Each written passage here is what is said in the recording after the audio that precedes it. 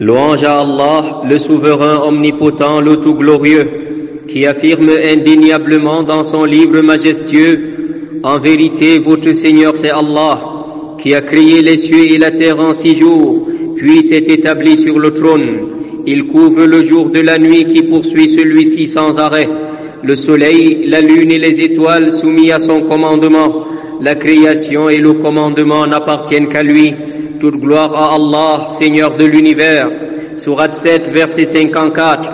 Je témoigne qu'il n'est point d'autre divinité digne d'être adorée en dehors d'Allah, l'unique qui n'a d'égal ni associé. Il n'a pas engendré et n'a pas été engendré. Et je témoigne que Muhammad, à lui le salut et la paix, est le serviteur d'Allah et son envoyé, celui par qui la prophétie a été clôturée, la religion a été parachevée.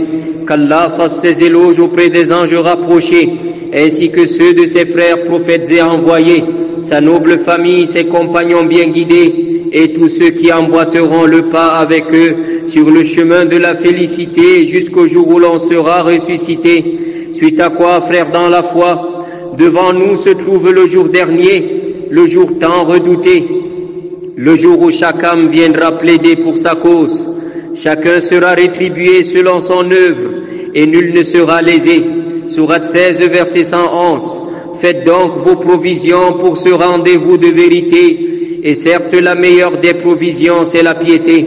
Serviteur d'Allah, le livre d'Allah, le noble Coran, regorge de versets grandioses, sublimes, méritant tous d'être lus, médités, bien compris et appliqués dans notre quotidien, afin de connaître le bonheur véritable ici-bas et dans l'au-delà. Toutefois, nous allons aborder aujourd'hui, par la permission d'Allah, du verset le plus sublime et le plus grand du livre d'Allah. Ubay ibn Ka'b, qu'Allah soit satisfait de lui, transmet du messager d'Allah, à lui le salut et la paix, qui lui a dit: Ô Abal Munzir, sais-tu quel verset que tu mémorises du livre d'Allah est le plus sublime? Je répondis: Allah et son messager savent mieux. Il reprit encore: Ô Abal Munzir, sais-tu quel verset que tu mémorises du livre d'Allah est le plus sublime? Je répondis alors: Allahu la ilaha illa huwa al-hayyul qayyum. Allah, point de divinité à part lui, le vivant, celui qui subsiste par lui-même. Il tapota ma poitrine en signe d'approbation et dit: Je jure par Allah, que la science te rende heureux, ô Abal Munzir. Rapporté par Muslim. Ayatul Kursi, un verset noble, le plus grand, le plus sublime du noble Coran. Il fut révélé de nuit. Le prophète, à lui le salut et la paix, appela alors Zayd, qui l'écrivit. Nombreux sont les textes qui ont été rapportés sur ses mérites et les mérites de sa lecture méditative, à l'aube et au crépuscule, avant le sommeil et après chaque prière obligatoire. C'est rassemblé en ce verset le tawhid, l'unicité d'Allah dans tous ses aspects, l'unicité d'Allah dans sa seigneurie, l'unicité d'Allah dans sa divinité, à savoir son droit exclusif à l'adoration, et l'unicité d'Allah dans ses noms sublimes et ses attributs de perfection. Les noms sublimes d'Allah ont été cités dans ce verset de manière ouverte ou implicite 18 fois. C'est le maître des versets du noble Coran, comme l'a signifié l'érudit Ibn Atiyya, qu'Allah lui fasse miséricorde. Le Cheikh al-Islam Ibn Taymiyyah, qu'Allah lui fasse miséricorde, quant à lui dit: il n'y a pas dans le Coran un seul verset qui renferme ce que renferme Ayatul Kursi. Le Cheikh As-Sa'di, qu'Allah lui fasse miséricorde, dans son exégèse du noble Coran intitulé Taysirul Karim ar-Rahman, il dit: le verset Ayatul Kursi est plus en droit d'être le plus sublime verset du noble Coran, et toute personne qui le lit, le médite, le comprend, est plus en droit que son cœur se remplisse de certitude, de reconnaissance, de foi en Allah et d'être préservé du mal des démons. Lisons donc et méditons ce verset. Allah, point de divinité à part lui, le vivant, celui qui subsiste par lui-même. Ni somnolence ni sommeil ne le saisissent. À lui appartient tout ce qui est dans les cieux et sur terre. Qui peut intercéder auprès de lui sans sa permission? Qui peut intercéder auprès de lui sans sa permission? Il sait tout de leur passé et de leur futur. Et de sa science, il n'embrasse que ce qu'il veut. Son coursier déborde les cieux et la terre, dont il assure la sauvegarde sans aucune peine. Il est le très haut, le très sublime. Sourate 2, verset 255. Ce verset commence par la mention du Créateur, Allah, le seul Dieu, la divinité unique, le nom qui renferme l'essence de tous les autres noms sublimes de notre Seigneur. Nul autre en dehors de lui ne peut être désigné par ce nom, ni au sens propre, ni par la métaphore. La ilaha illahu, point de divinité à part lui, la proclamation du tawhid, l'unicité d'Allah, la parole du monothéisme pur. Nul ne mérite d'être adoré en toute vérité en dehors d'Allah. C'est pour cette parole de vérité, la ilaha illallah, et sa concrétisation que nous avons été créés. Oui, nous n'existons que pour adorer Allah seul sans associé. C'est par cette parole de vérité que les cieux et la terre sont maintenus, que les prophètes ont été envoyés, les livres ont été révélés, le paradis et l'enfer ont été préparés. C'est ce à quoi ont appelé les envoyés d'Allah et tous ceux qui les ont suivis. Qu'Allah seul soit adoré et que le culte des idoles sous toutes ses formes soit délaissé. Al-Hayyul Qayyum, le vivant, celui qui subsiste par lui-même. C'est à Allah seul qu'appartient la vie parfaite et complète, une vie sans début ni fin, qui n'est pas précédée du néant et suivie de la mort. Il est l'Éternel, le vivant qui ne meurt jamais. Il est la source de toute vie. Oui, toute vie découle de lui. C'est lui qui a donné vie et existence à toute chose. Il est le premier et le dernier, l'apparent et le caché. Il est transmis du prophète à lui le salut et la paix, qui invoquait Allah en ces termes. Ô Allah, tu es le premier, rien n'est avant toi. Tu es le dernier, rien n'est après toi. Tu es l'apparent, rien n'est au-dessus de toi. Tu es le caché, rien n'est au-dessous de toi, rapporté par Muslim. Toute créature dans les cieux ou sur terre, quel que soit son rang, connaît une vie précédée du néant, c'est-à-dire une période à laquelle elle n'existait pas, et une vie suivie de la mort, à savoir une période à laquelle elle disparaîtra comme si elle n'avait pas existé. Comment donc des créatures à qui il a donné vie disposent d'elles comme il veut et les fait disparaître quand il veut, pourraient devenir égal à lui au point d'être adoré aussi. Le Très-Haut dit, place ta confiance en le vivant qui ne meurt jamais. Sourate 25, verset 58. Al-Qayyum, celui qui subsiste par lui-même. Il n'a besoin de rien, alors que tout a besoin de lui. Il ne dépend de rien, tandis que tout dépend de lui. C'est par lui que subsistent les cieux et la terre, et tout ce qui s'y trouve. C'est lui qui a créé et administre tout cet univers, sans égal, ni soutien, ni partenaire. Tout a besoin de lui pour exister, obtenir subsistance, être protégé. Bref, tout a besoin de lui pour tout, alors que lui n'a besoin du soutien de personne pour administrer toute sa création.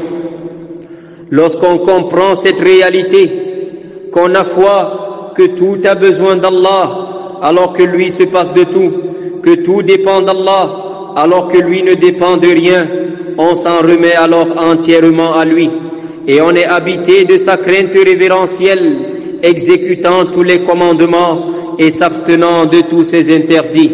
Certes, cet attribut d'Allah le Très-Haut, à savoir Al-Hayyul Qayyum, le vivant, celui qui subsiste par lui-même, implique tous les attributs de perfection et de grandeur à Allah seul sans associé.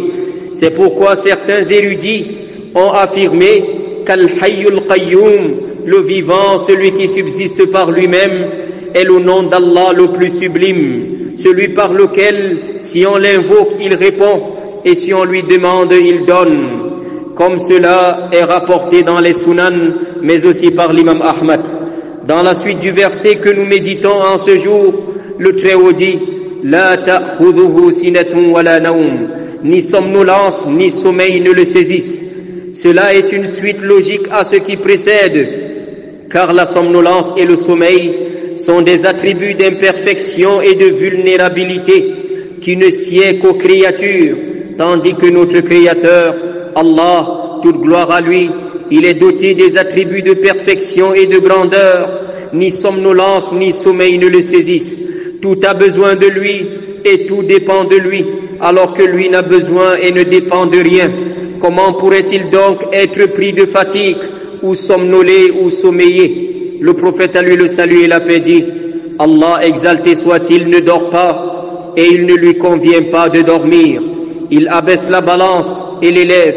Il prend connaissance des actes commis par ses créatures la nuit avant que le jour ne se lève et des actes du jour avant que la nuit ne tombe.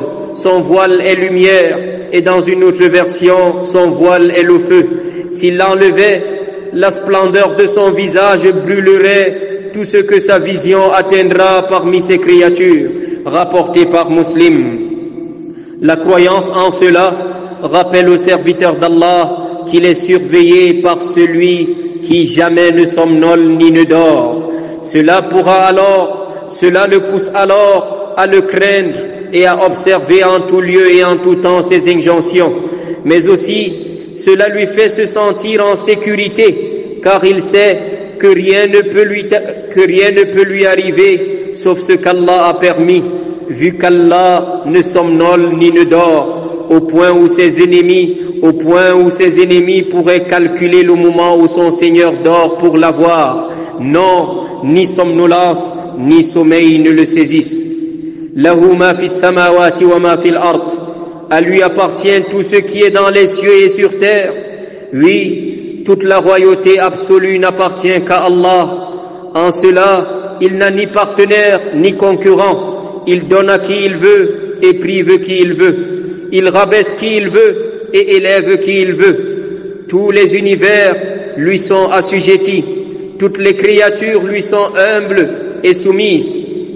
Les cieux et les astres, la terre, les montagnes, le vent et les océans, les anges, les êtres humains et les djinns, les animaux et toutes les autres créatures. Tout cela n'appartient qu'à Allah, seul sans associé.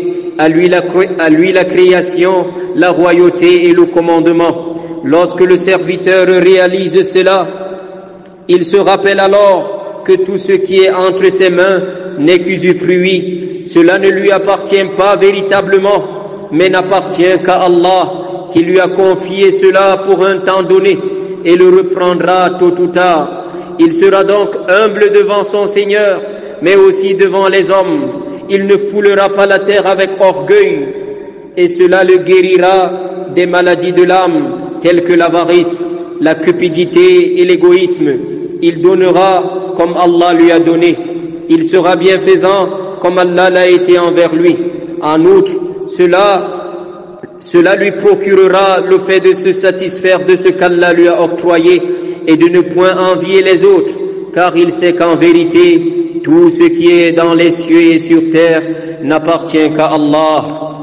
Aussi, cela permet aux croyants d'avoir la certitude en la promesse de son Seigneur de faire triompher la vérité, son secours et la victoire, car c'est à lui qu'appartient tout ce qui est dans les cieux et sur terre.